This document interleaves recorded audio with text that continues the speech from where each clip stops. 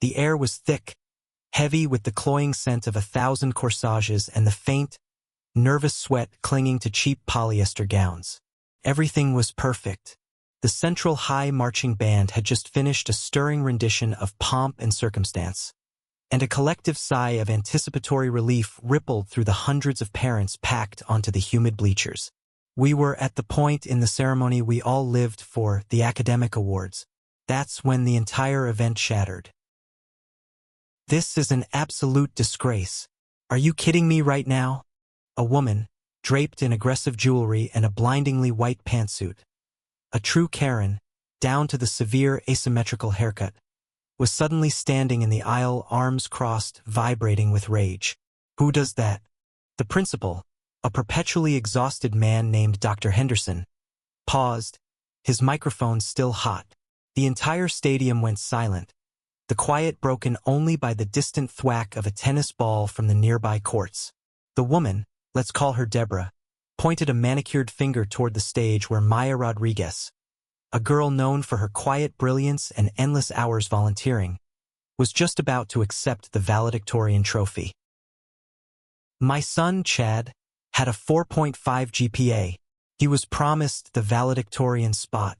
Do you know how much money I donate to this school? My family pays taxes here. What kind of political agenda is this?" Her voice, sharp and grating, echoed through the massive speakers, turning the celebratory moment into a horrifying spectacle. Was this actually happening? I leaned over to my husband, whispering, "Did she just say she was promised a high school award?" Deborah wasn't finished. She marched right up to the stage stairs, her heels clicking like nervous clockwork on the concrete. She bypassed the security guard, who seemed frozen, bewildered by the sheer audacity. "You need to reverse this decision right now. Chad worked for this. This little girl probably just took easy classes." She gestured dismissively at Maya, whose face was a study in controlled dignity, though I could see the faint tremor in her lower lip. The tension was suffocating. I smelled panic and cheap hairspray mixing in the humid air.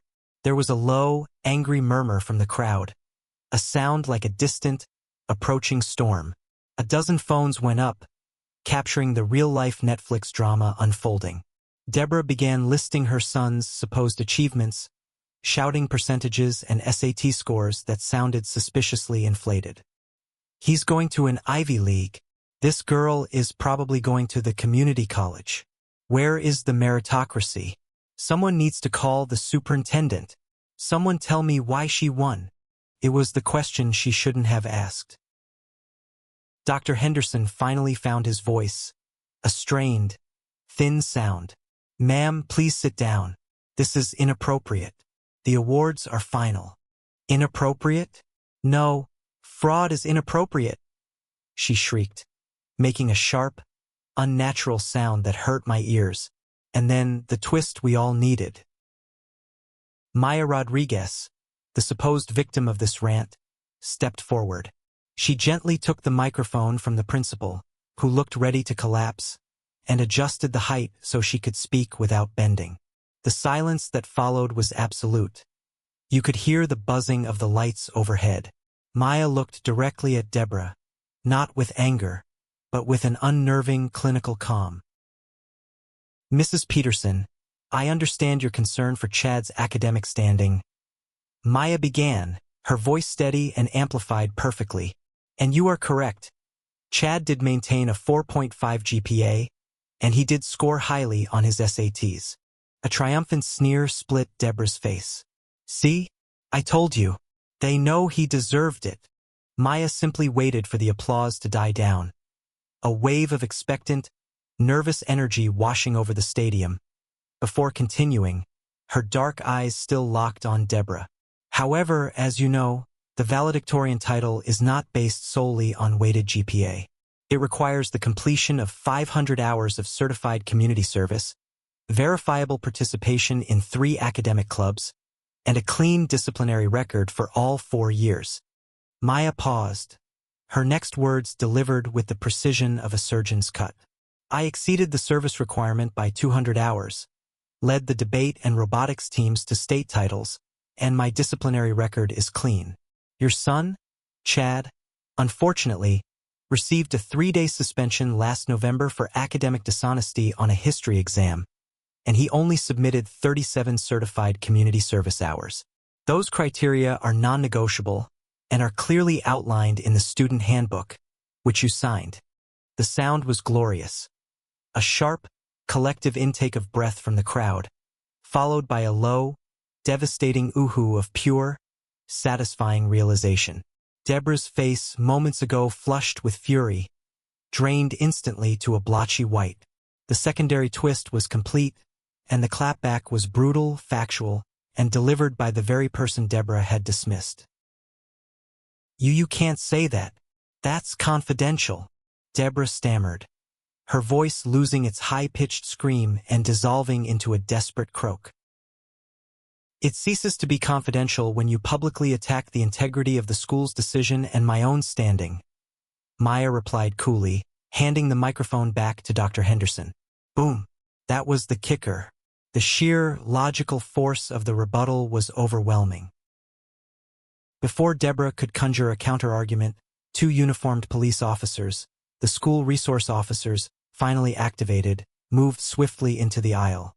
They approached Deborah, politely requesting her to leave.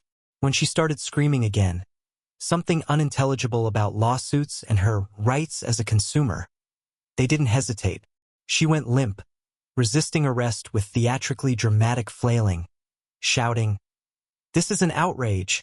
I want to speak to the manager," until the officers had her firmly by the arms.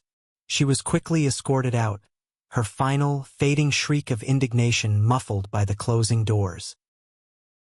The stadium erupted in cheers, not for the graduates, not for the awards, but for the swift, uncompromising justice. Dr. Henderson, wiping his brow, cleared his throat. "Well," he managed, a flicker of a smile finally cracking his worn face, "let's return to our scheduled program." Maya, stepping back to the podium, picked up her speech where she had left off, her composure absolute. But now her words carried a weight far beyond academic excellence. She looked out at her classmates, her voice ringing clear and strong.